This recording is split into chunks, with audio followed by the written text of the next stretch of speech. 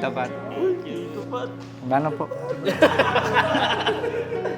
Tapos, syempre, kay Lester at kay EJ. I call you faithful for the promises you've kept and every need you've met.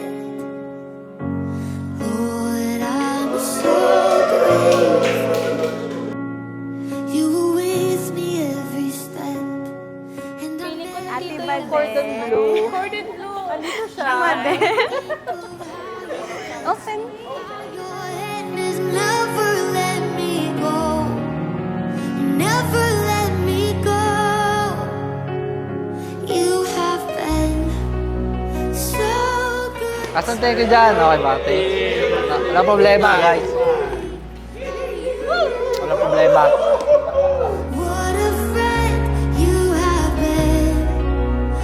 Thank you. God, I can't believe how you love me. What a friend you have been. Mermaids is a lifetime companionship. Lifetime ito. Nawala ng soligan dito, oy. Hindi mo pwedeng isoli si Ivy. Hindi rin pwedeng bawiin si Ivy. Ganun din, Ivy, hindi mo na pwedeng isoli si Koy Koy. Ano na yan? Top nachi. Pero bawi. Ano? Sabi ng Bible sa Genesis chapter 2 verse 18, and the Lord God said, it is not good that a man should be alone. I will make him an helpmeet for him.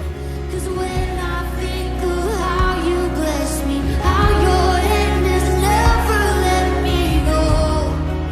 You never let I just wanted to remind you of this great verse and chapter from 1 Corinthians chapter 13, a love chapter. Tells a man how to may understand what love is. Yung pinaka-meaningful and powerful na verse sa akin starts at verse 4. Ang sabi doon, love is patient and kind, does not envy, does not boast. It is not proud nor rude, not easily angered. It keeps no record of wrong. Does not delight in evil, but rejoices in truth.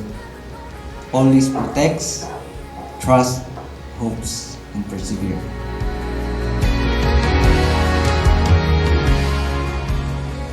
Hi, Tangi. We've been praying for this and I thank the Lord na natupad na yung prayers natin. And I'm praying then for our marriage na maging fruitful and purposeful yung pagsasama natin. Ayun lang. See you at the altar. you, Lord, for your forgiveness, for how you never turned away. I call you faithful. Yung inisip natin na pagod, mga fears natin sa future ay pagkatapos ng day na to ay sagutin ng Panginoon in comfort and in peace. So, see you later and I love you.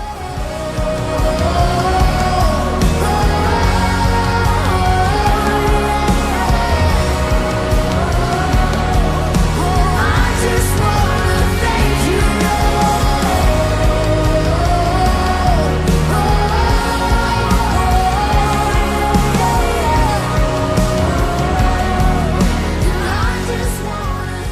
So, to my dearest Danny, so I met you when I was just a Sunday school student and you were my teacher. Alam nyo na. back then, I didn't fully understand. I only know that I quietly admire your wisdom, your faith, and the way you live your life. It was young, innocent admiration with no expectation in return. You have been so good, so good. God, I can't believe how you love me. What a friend you have been. So good to me. Oh God, I can't believe how you love me. What a friend you have been. What a friend you've been. And I just wanna thank you, Lord. Oh, praise the Lord,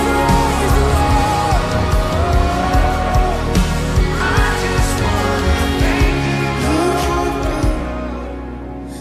So today, before God and everyone we love, I make this vow to you. I vow to love you faithfully in every season, when life is joyful and when it is hard. I vow to respect you, support you, and walk beside you as your partner and your best friend. I vow to pray with you and for you, and to always place God at the center of our marriage. I vow to choose you every day, even on the days when choosing is not easy. And I vow to grow with you, love you deeply, and honor you all the days of my life. This is my promise to you, today and always. Love you, Tango. What a friend you have been.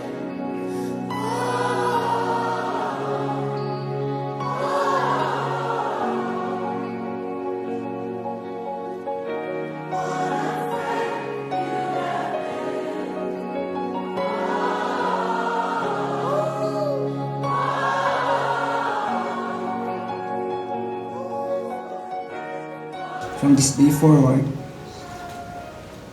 let me protect this love and let me say I love you always.